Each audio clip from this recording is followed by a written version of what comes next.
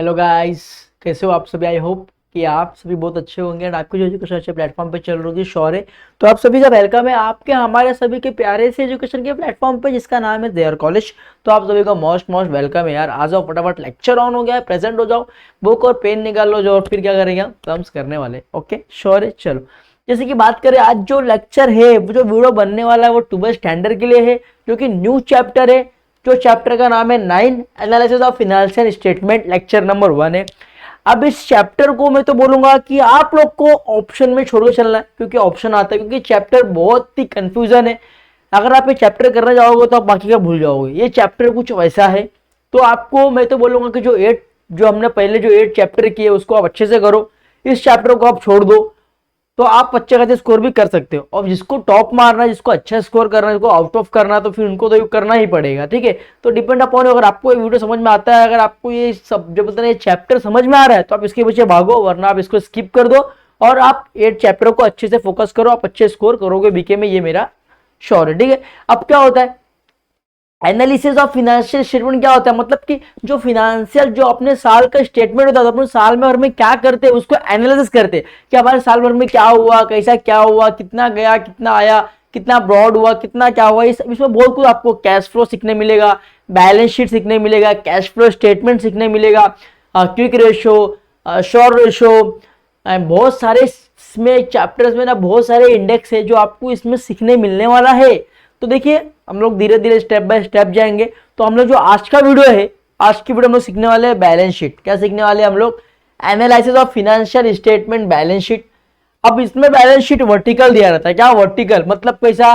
Particular amount, ये vertical balance sheet है। ठीक है, तो हम लोग सीखने वाले हैं। तो देखो आपके टेक्स्ट बुक में जब आप ओपन करोगे तो आपका पेज नंबर 346 में दिया हुआ है, वो आपका क्या हुआ है, फॉर्मेट दिया हुआ है। आपको पूरे ये फॉर्मेट पे डिपेंड करता है आपका ये सम। तो आपको फॉर्मेट को 1-2 बार लिखना है, फॉर्मेट को माइंड में याद करना है, जिससे आपके लिए सम बहुत इजी हो जाएगा। अगर आपने फॉर्मेट को याद कर लिया तो आपके लिए सम एकदम हलवा है, सिंपल है। चलो, तो फॉर्मेट क्या बोलता है? पहला होता है सोर्सेज ऑफ फंड। उसमें क्या होता है? ऑनर का फंड या शेयर होल्डर का फंड, मतलब किसी ने कंपनी में इन्वेस्टमेंट किया उसका फंड, या तो खुद मालिक ने अगर इन्वेस्टमेंट किया है तो उसका फंड, सिंपल है। जैसे कि आपको पता है, एक तो इक्विटी कैपिटल, तो प्रेफरेंस शेयर। अगर किसी शेयर होल्डर ने अपने बिजनेस में इन्वेस्टमेंट किया तो या तो वो इक्विटी शेयर होगा या तो वो प्रेफरेंस शेयर होगा। अंडरस्टैंड है? चलिए, फिर क्या करना है आपको? ऐड करना है रिजर्व एंड सरप्लस। अब आपको पता है कि पिछले साल का कुछ प्रॉफिट होगा, वो कुछ जनरल रिजर्व होगा, कुछ आपने सिक्योरिटी के लिए रखा होगा, तो ये सारे जो चीजें होंगे आपके एक्स्ट्रा, उसको ऐड करना होगा, सिंपल है। फिर आपको लेस करना है 50 से, मतलब कि जो असेट्स पे आपने लॉस किया है, जिस असेट्स का वैल्यू कम हो गया है, जिस असेट्स के पीछे आपको नुकसान हुआ, सो करना, लेस करना है। फिर आपको वर्थ ऑनर फंड मिल जाएगा। ठीक है, आपको क्या मिल जाएगा? ऑनर फंड मिल जाएगा। ठीक है, फिर बी क्या होता है? Broad fund. आपने किसी से पैसा लिया होगा, बैंक से लिया होगा, डिवेंचर से लिया होगा, ये सब चीजें, तो आपको मालूम पड़ेगा कि टोटल फंड अवेलेबल कितना है आपके पास कितना फंड अवेलेबल है, आपको यहाँ पे क्या हो जाएगा, मालूम पड़ जाएगा। फिर सेकंड वन क्या बोलते हैं? Application of funds. अब फंड्स के लिए एप्लीकेशन मतलब क्या? जो आपके पास असेट्स है, फिक्स असेट्स बोले तो land and building, machinery, vehicles, investment, ये सब। ठीक है, उसके बाद में वर्किंग कैपिटल आता है, थर्ड नंबर पर वर्किंग कैपिटल। तो आपको जो फॉर्मेट है बेटा याद करना है, ये फॉर्मेट आपको बुक में देख के याद करना। मैंने यहाँ पे लिख दिया है, फिर भी आपको याद करना है। ठीक है, तो ये कुछ फॉर्मूला है जो मैंने लिख दिया है। मैंने यहाँ तक क्या हुआ है, पूरा फॉर्मूला को लिख के यहाँ तक कवर किया है। ठीक है, मतलब लिखने का वो गुंजाइश है, बट लिख दिया है, क्या करना है। यहाँ पे हो गया सेकंड पार्ट में। फर्स्ट होता है फिक्स एसेट, सेकंड क्या होता है इन्वेस्टमेंट, थर्ड क्या होता है वर्किंग कैपिटल। ठीक है, ये चीजें आपको रिकॉर्ड करना है, इसका अमाउंट आपको यहाँ लिखना है, सिंबल है। देखो इन्वेस्टमेंट का और वर्किंग कैपिटल क्या आएगा बाहर। अब फिक्स एसेट में जितना है आपका land and building, plant and machinery, vehicles, furniture, ये सब के अमाउंट क्या यहाँ पे आएंगे। फिर इसको कैलकुलेशन करने के बाद इसका अमाउंट बाहर आ जाएगा, और वर्किंग कैपिटल का अमाउंट क्या हो जाएगा, बाहर आ जाएगा, सिंपल है। उसके बाद में क्या बोला है, करंट असेट में क्या बोला है, करंट असेट में क्या बोला है, देखिए वर्किंग कैपिटल में, ये वर्किंग कैपिटल 3 नंबर का, उसमें ही आता है current assets, quick assets, cash back, debtors, bill receivable. ठीक है, जब आप यहां तक करेंगे तो आपको क्या मिल जाएगा, टोटल क्विक असेट मिल जाएगा, स्टॉक, प्रीपेड, एक्सपेंस, एडवांसेस, सबको करना है। ठीक है, कैलकुलेशन करके बाहर आपको अमाउंट डालते जाने का। ठीक है, फिर क्या बोला है, देखिए टोटल नॉन क्विक असेट्स। अब टोटल जितने नॉन क्विक असेट्स है, total current assets quick plus non quick assets को आपको ऐड करना है। फिर लेस क्या करना है, करंट लायबिलिटीज, मतलब current assets minus current liabilities, ये आपको करना है, ठीक है।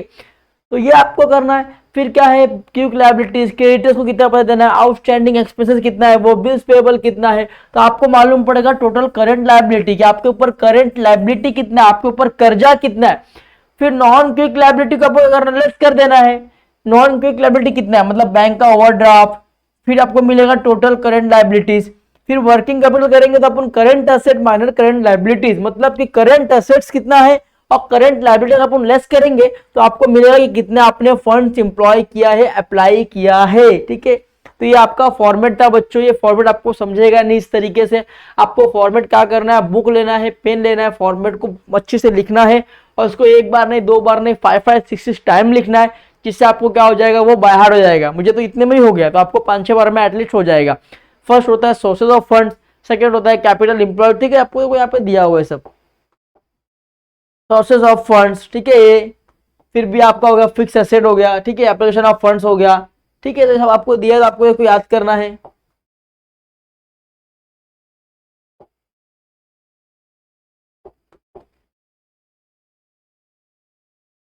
चलिए फिर अभी हम लोग क्या करेंगे, एक सम सॉल्व करेंगे जो कि टेक्स्ट बुक के पेज नंबर पे दिया है, आपके 347 पे दिया है।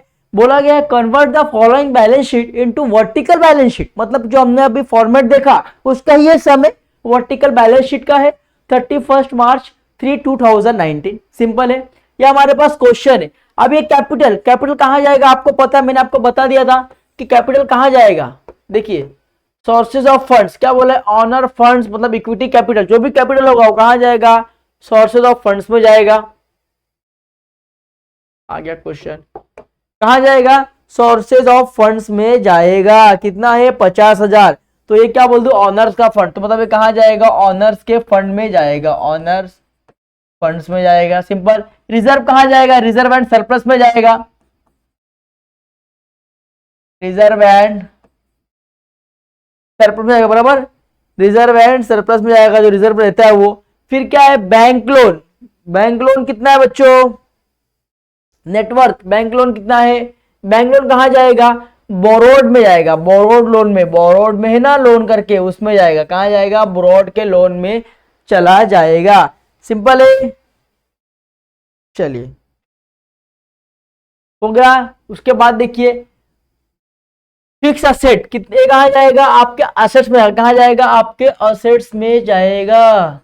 फिर क्या है, इन्वेस्टमेंट, ये कहां जाएगा, आपके इन्वेस्टमेंट में जाएगा। ये क्या है, current asset, current liabilities minus current asset minus current liabilities हो जाएगा, ठीक है। तो इतना ही दिया, तो आपको इतना ही फॉर्मेट बनाना है।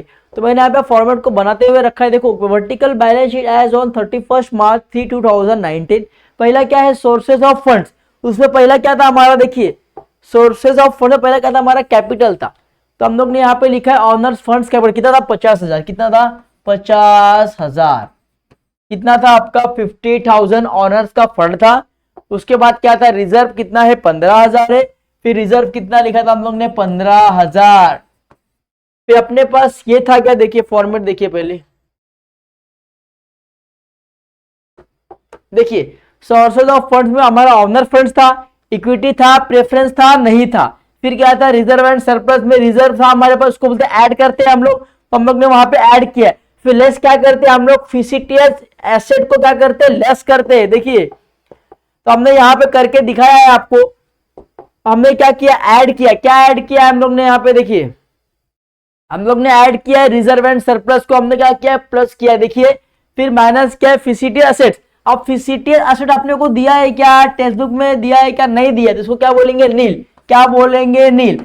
अब ऑनर फंड्स को और रिजर्व को आपको प्लस करना है, तो कितना हो गया, 65,000। ये नील, तो बाहर कितना आ जाएगा, 65,000 आ जाएगा। कितना आ जाएगा, 65,000। मतलब नेटवर्थ कितना मिला मुझे, नेटवर्थ मुझे कितना मिला, 65,000। नेटवर्थ कितना मिला, 65,000। समझ में आ रहा है क्या बोल रहा हूं मैं।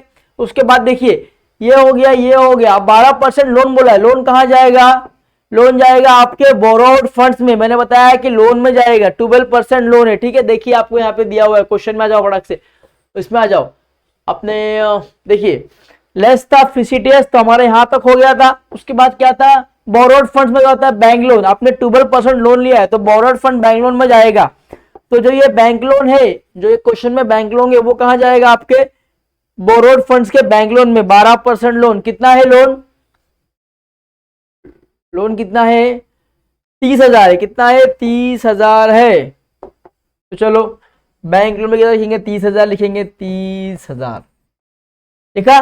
30,000 आपने क्या कर दिया, लिख लिया, अंडरस्टैंड हो गया। चलिए अब कितना हो जाए, देखिए 30,000 इसका डायरेक्ट यहाँ पे लिखोगे, आप लिखोगे बाहर कॉलम में लिखोगे, ठीक है। इसको रफ कर देता हूं मैं। अब यहाँ कुछ है, अब इसमें कुछ भी नहीं है। देखिए अभी आपका, देखिए ये भी हो गया, ये भी हो गया, करंट लायबिलिटी बचा है, आपको बाद में करेंगे, ठीक है। बाकी ये सब इतना ही बचा है, दो ही बचा है, इन्वेस्टमेंट ऑफ फिक्स एसेट। तो ये कहाँ जाएगा, ये आपके जाएगा एप्लीकेशन ऑफ असेट में जाएगा। कहाँ जाएगा, एप्लीकेशन ऑफ फंड्स में जाएगा। देखिए यहाँ पे दिया हुआ आपको, क्वेश्चन में आ जाओ, ये देखिए एप्लीकेशन ऑफ फंड्स में जाएगा, जो कि फिक्स एसेट एक ही में दिया, आपको अलग अलग दिया है क्या, ये सब दिया है क्या, लैंड एंड बिल्डिंग प्लांट नहीं दिया है, तो जो भी दिया है खाली फिक्स एसेट दिया है, तो खाली आपको इसके रिकॉर्ड करना पड़ेगा, सिंपल है। चलिए तो क्या बोला है, अभी दो ही बचा है, बाकी कुछ बचा है नहीं बचा है। तो यहाँ पे क्या हो गया आपका, ये क्या हो गया, पूरा भर गया। तो ये आपको ऐड करना है, कितना होगा, 65 प्लस 30 कितना हो गया, 90, 60 तो 30, 95,000। मतलब कितना हो गया, टोटल फंड अपने पास कितना है, 95,000 है। कितना है टोटल फंड अवेलेबल, कितना है हमारे पास, 95,000 टोटल फंड्स अवेलेबल है। अब उसके बाद क्या बोला गया, देखिए बोला गया फिक्स एसेट, ये कहां जाएगा, एप्लीकेशन ऑफ फंड्स में जाता है। तो फिक्स एसेट करके हमारे पास सिंबल दिया है, फिक्स एसेट दिया हुआ है। कितने का दिया है बच्चे, फिक्स एसेट 60,000 का दिया है। तो फिक्स एसेट में कितना लिखना है हमको, 60,000 लिखना है। कितना लिखना है, 60,000 लिखना है। फिर क्या है, इन्वेस्टमेंट है। इन्वेस्टमेंट कितना दिया बच्चों, 10,000 दिया है। फिर यहाँ पे लिखना है अपने को 10,000, समझ में आया। इन्वेस्टमेंट कितना दिया है, 10,000 दिया हुआ है। कितना हो गया ये, 60 प्लस 10 कितना हो गया, 70। इसको छोड़ दो। फिर आपको देखो अभी अपना ये बचा है ना, करंट लायबिलिटी और करंट आपका असेट्स बचा हुआ है बच्चों। तो आपको वो करना है, वर्किंग कैपिटल में करना है, current asset minus current liabilities. तो वर्किंग कैपिटल में आपने वो करना है। करंट असेट कितना दिया आपको, करंट असेट्स आपको दिया है 55,000, 55,000। कितना दिया है, 55,000। 55,000 आपका क्या है, करंट असेट से। करंट लायबिलिटीज कितना है बच्चों, करंट लायबिलिटीज कितना है, 30,000। सर बच्चे बोल रहे 30,000 है, तो चलो करंट लायबिलिटी कितना है, 30,000 है। अब इसको अपन लेस करोगे तो कितना हो जाएगा, 25,000। कितना हो जाएगा, 25,000। जब लेस करोगे तो कितना हो जाएगा, 25,000। अब इसको ऐड करना है, आपको क्या करना है, ऐड करना है किसको, इसको। 95,000 यहाँ पे है, 95 प्लस कितना हो गया, 25,000।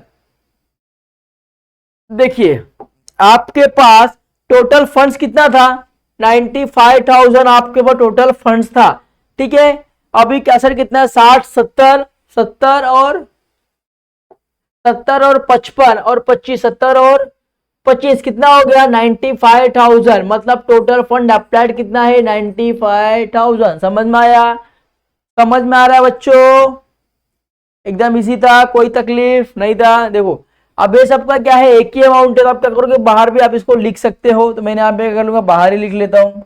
तो हमारा यहाँ पे सम क्या हो गया था, कंप्लीट हो गया था, बिकॉज ये बोर्ड थोड़ा हैंग हो गया था। तो अच्छा हुआ कि हमारा सम जो था वो एंडिंग टाइम पे बोर्ड हैंग हुआ है। तो हमारा सम क्या हो गया, परफेक्ट सब कुछ हो चुका था, कुछ भी था नहीं। तो आई होप कि आपको वीडियो समझ में आया रहेगा, और नहीं समझ में आएगा तो प्लीज टेक्स्ट बुक देखना। टेक्स्ट बुक में आपको ये सॉल्व क्वेश्चन है, तो उसमें भी आपको समझ में आएगा एटलीस्ट हमने किस तरीके से कराया है, किस तरीके से किया है, तो आपको समझ में आ जाएगा। और नेक्स्ट वीडियो में हम लोग जब नेक्स्ट सम करेंगे तो आपको और अच्छे से समझ में आएगा। तो आई होप कि आपको समझ में आया रहेगा। वीडियो अच्छा लगा लाइक करना, कमेंट करना, सब्सक्राइब करना और अपने दोस्तों को शेयर करना। ओके, यहाँ पे वीडियो क्या हो गया, कंप्लीट हो गया था, अच्छा हो गया था, वीडियो क्या हो गया था, कंप्लीटेड हो गया था, ठीक है। Bye, take care.